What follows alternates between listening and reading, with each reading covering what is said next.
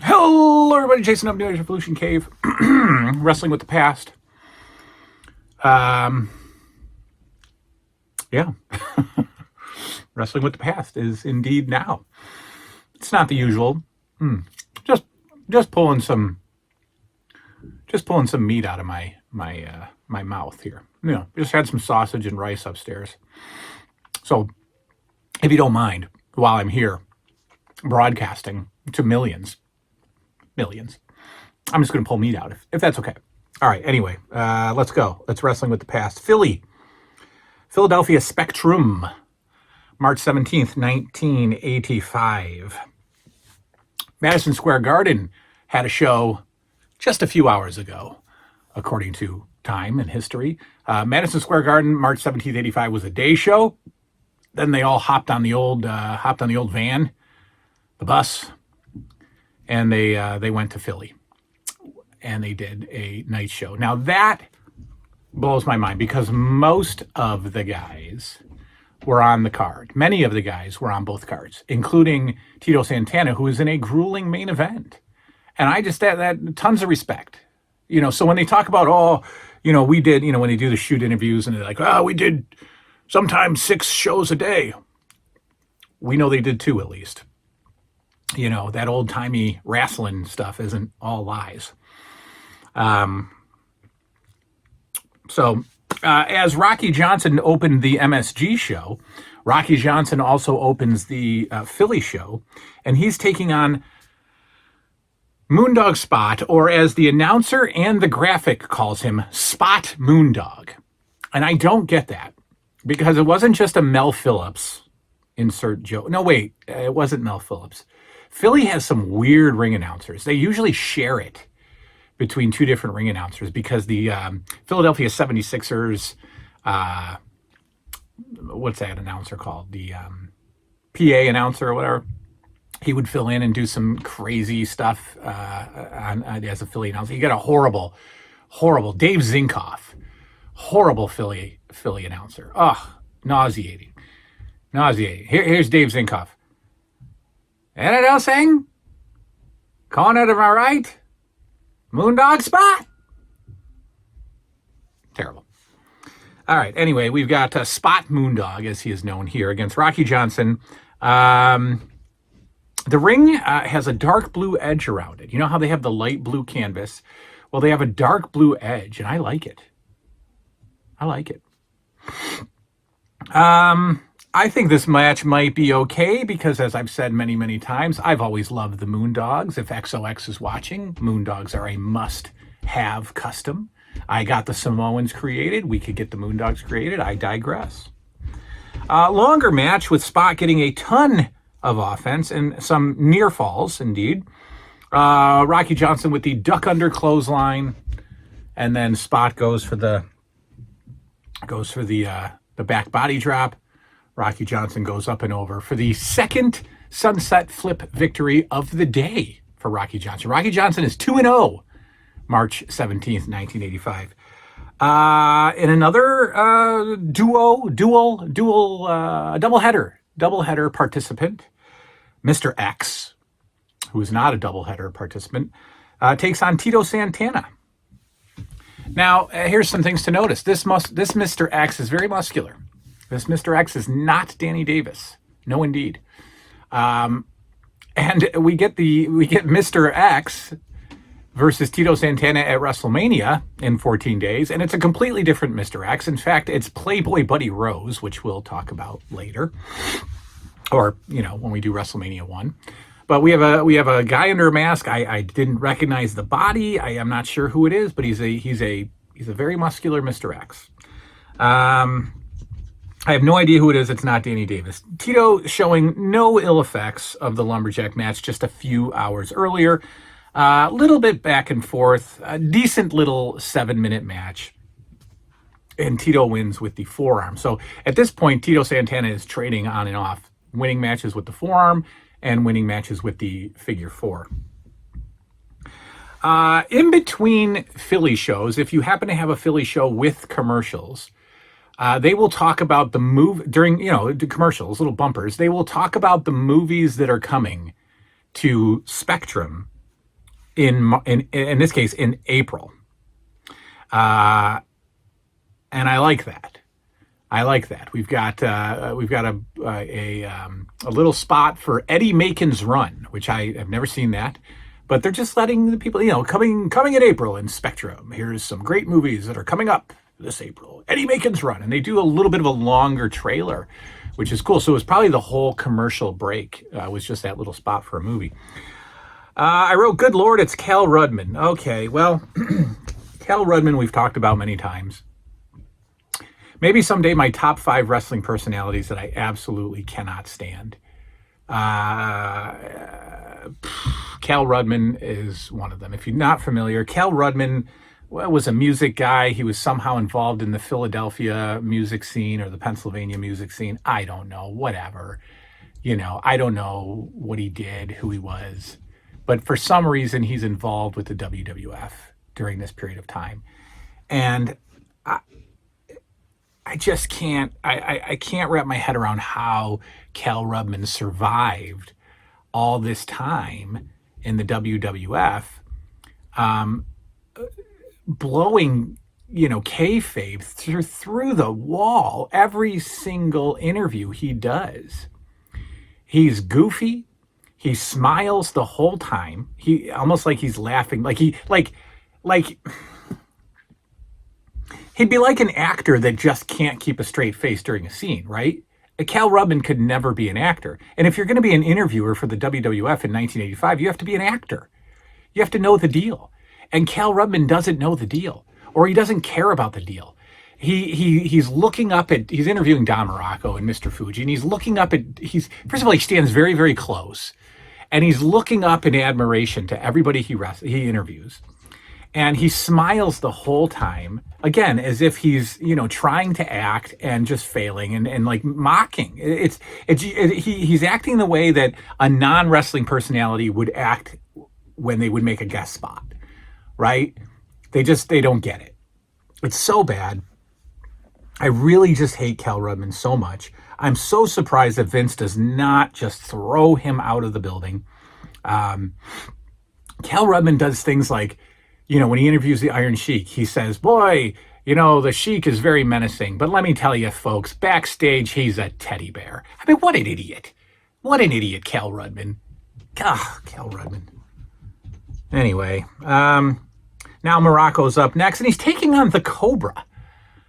The Cobra, folks. Is this the Cobra from the famous Cobra versus Black Tiger match? Or Cobra against Dynamite Kid? Or was it Black Tiger against Dynamite Kid? I don't know, but we haven't seen the Cobra since like mid-'84. Maybe the first January. I think Cobra was on the January. I think Cobra versus Black Tiger was on the MSG show that Hogan won the belt. I think. I'm not doing any research here. But we got the Cobra back in the WWF for a very strange appearance. And he's in Madison, or he's in Philly. He's not even in the Garden. I'm not sure if this is the famous Japanese Cobra. We got a rare shot of the Philly Spectrum backstage. I never get to see backstage of the Spectrum. We get to see it all the time at MSG when a guy is coming down the aisle. They usually show him backstage, walking through the famous Madison Square Garden backdrop or whatever, background, whatever you want to call it. We get to see it from Philly. So Muraco's coming out. Looks like there's some steps too. Looks like Muraco has to go up some steps, and he's headed to the ring. Definitely a mix of styles here. We've got Muraco trying to overpower the early cruiserweight style wrestler in the Cobra. What I've noticed about Philly fans, I would not have wanted to go to a Philly house show as a kid, maybe even as an adult. It's insanity. It's a war zone. And what I've noticed is that every Philly fan challenges the wrestlers to fight. Everybody, come on out, right here, come on out. And it's hilarious. But every single fan, like little moms and grandmothers are like, come on out, you whippersnapper. Why? What is that? Like, what are you doing? Like, what do you really think's going to happen here? I just hate that. Come on. It's so stupid.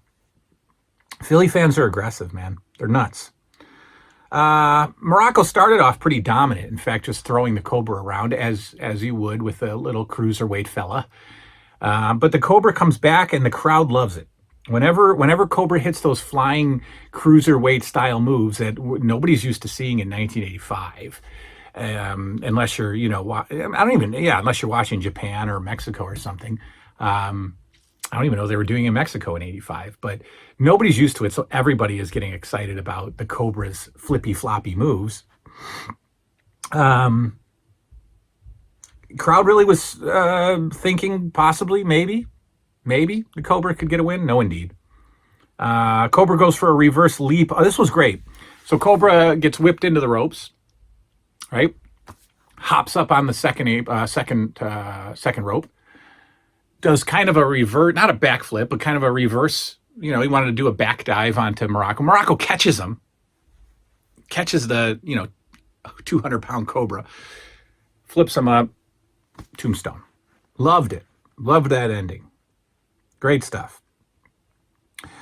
In a very strange match, we've got King Kong Bundy versus Swede Hansen. King Kong Bundy versus Swede Hansen.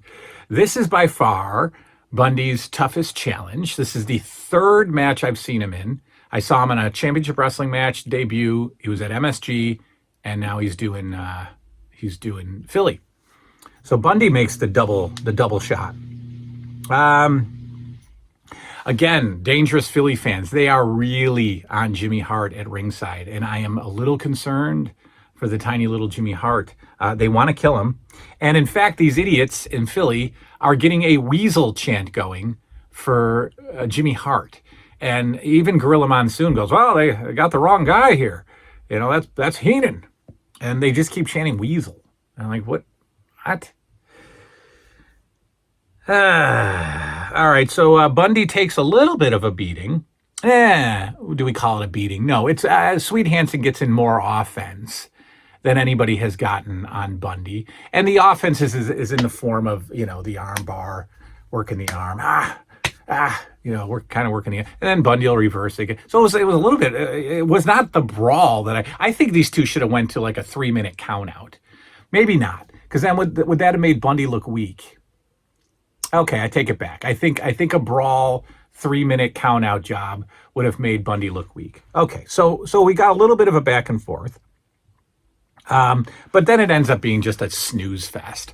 This match just turns dull. I mean, we got a ton of headlocks in this match. Very slow, very slow. The Philly crowd gets going with the boring chants. Even the commentators acknowledge the boring chant. The crowd here is getting a little restless.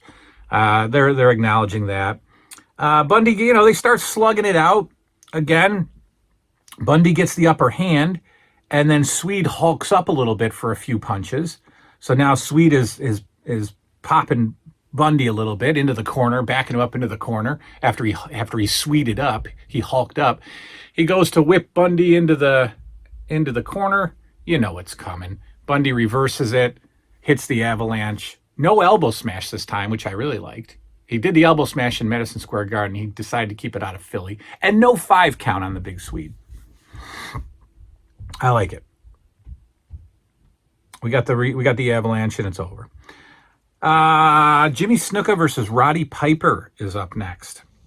For some reason, Jimmy Snuka is announced as the Phenom Superfly Jimmy Snuka. Snuka still trying to get at Piper. So the heat is still on, but Snuka is doing the ragey thing. He's doing the animal gimmick. He wants Adam. Feud is still hot, folks. Snuka versus Piper is still hot. Now Piper attacks. So after referee kind of calms down Snuka does his thing where he turns to the corner and pulls up his knee pads. Bam, Piper with the ambush. And he's got Snuka down, and then Piper drops to the knee. And he does, I love this. I don't love Piper. Everybody has misunderstood me. I don't love Piper's interviews. I hate Piper's interviews. I love Piper as a bad guy. And when he's got Snuka reeling and he gets down on the knee and he does the Snuka, it's so great. And again, the crowd wants to kill him. He's such a great bad guy, honestly. He gets a ton of heat.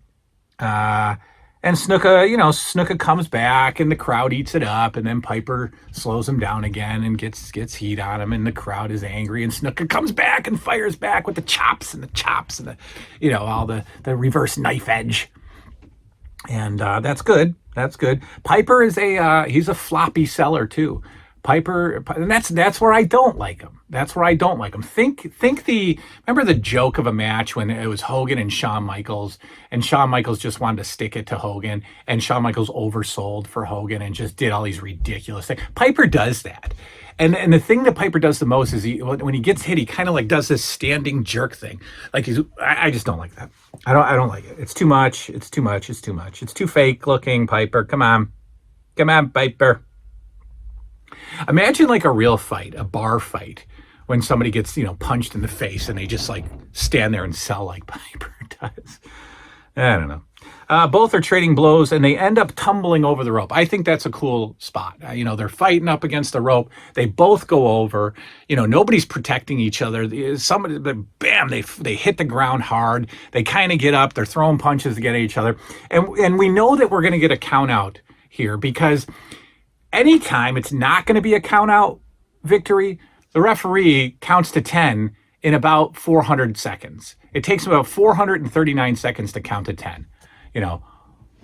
1, and then 5 minutes later, 2. But when it's going to be a count out, old Dick Worley, 1, 2, 3, 4, 5. It doesn't even like 6. Oh, okay, that's it.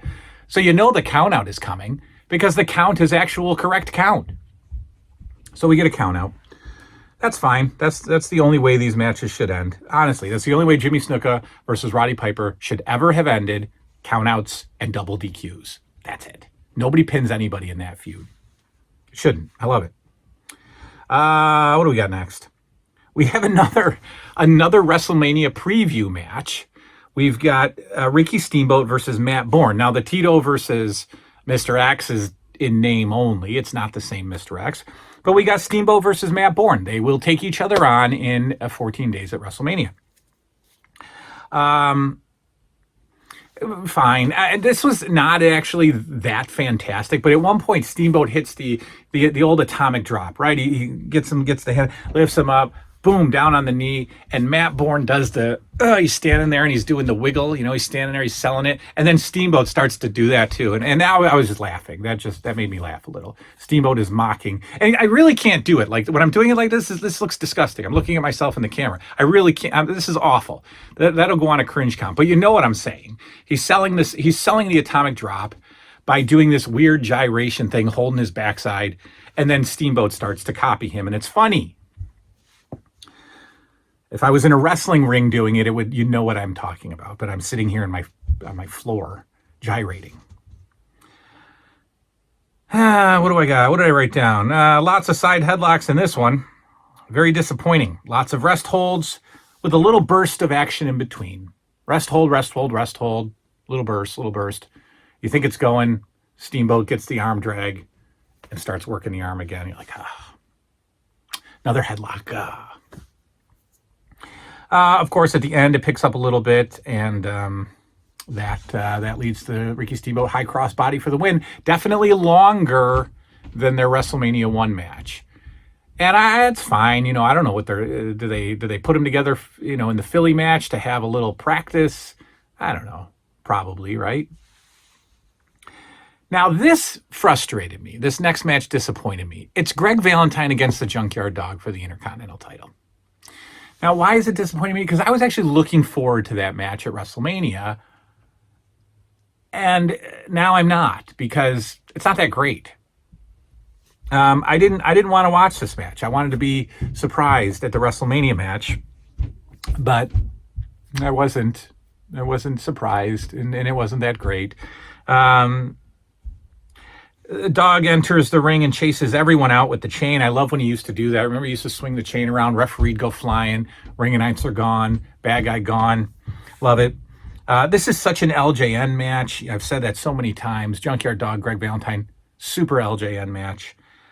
Early going is Greg trying to hurt the Dog with no luck.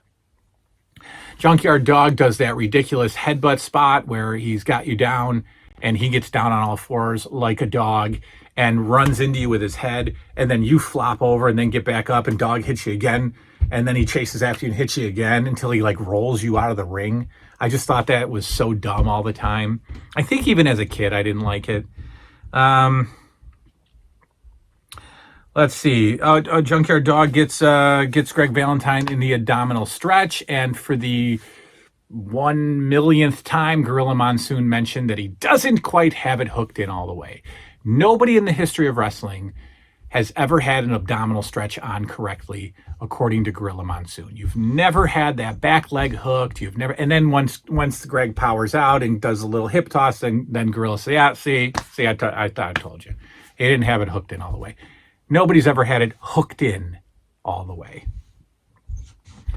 What do we got? Greg Valentine working over the leg, of course. Junkyard Dog tries to get back up and get a little offense going, but the knee hurts, and he goes down again. Again, I hate this spot, but Greg is down. Junkyard Dog's got the upper hand. Jimmy Hart jumps up on the ring. What does Junkyard Dog do? He leaves Greg Valentine, goes over to confront Jimmy Hart.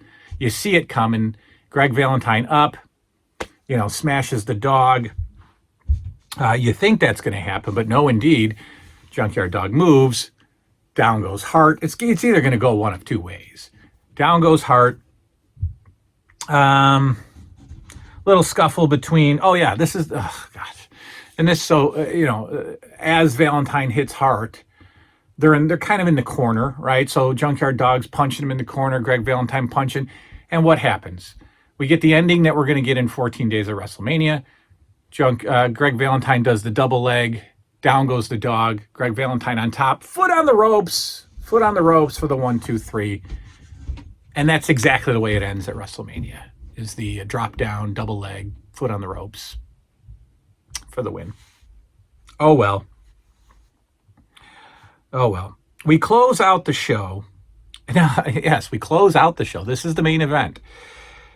And for a while, I thought this was going to be incredible. I was so excited about this match temporarily. Paul Orndorff is teaming up with Bobby Heenan in that classic Bobby Heenan black singlet. And they're taking on David Sammartino and Bruno Sammartino. And I thought that this was going to be incredible because Bobby Heenan is a mastermind. Not so much. To add to it, it's a lumberjack match. We have our second lumberjack match in 2 cities. I thought that this would be awesome. I thought there'd be tons of spots where Heenan's outside the ring and people are throwing him back in. He's trying to run away. Didn't happen that way. The bad guys are being announced, and the good guys jump them before they can be announced. And it's pandemonium, folks, because you got Bruno, who's just a crowd is erupting for, even though it's Philly. He's putting the uppercuts to Heenan. Crowd loves it. This is such a hot start. And then it died. You know why it died? Because Heenan was just a regular wrestler in this match. He wasn't Bobby Heenan. He was just a regular wrestler. And he got offense in. And he didn't do too much of the cowardly thing. And he didn't do the flippy flop over the top rope that he does when he gets whipped into the corner. And he didn't run away from the bad guy or from the good guys. And I hate that. Because why would we make Bobby Heenan appear to be tough in any way when he's going to be the cowardly manager who runs away from confrontation?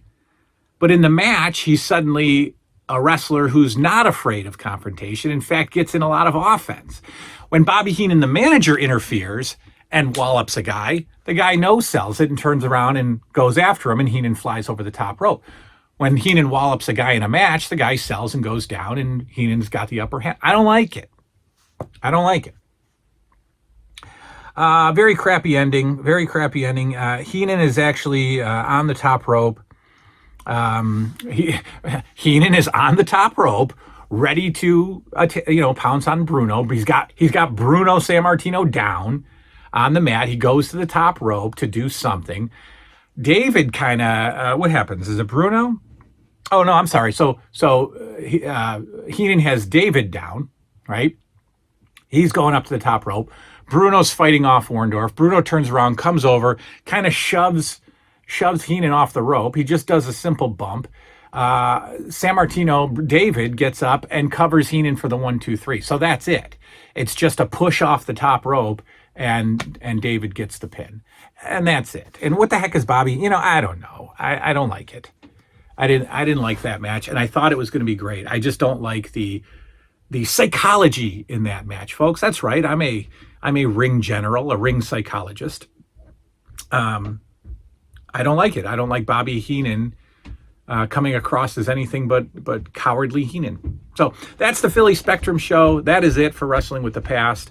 We've got about 3 or 4 more episodes of stuff before we get to WrestleMania. No more house shows, but we've got Championship Wrestling, Maple Leaf Wrestling. We've got the TNT right before WrestleMania, and I think that's it. I'm going to watch I got an All-American to watch, USA, All-American Wrestling. I won't talk about that. It's just a highlight show. But there's probably about 4 more things to talk about before the big one, the granddaddy of them all, whatever that means. That is all, folks. Wrestling with the Past. Good night now.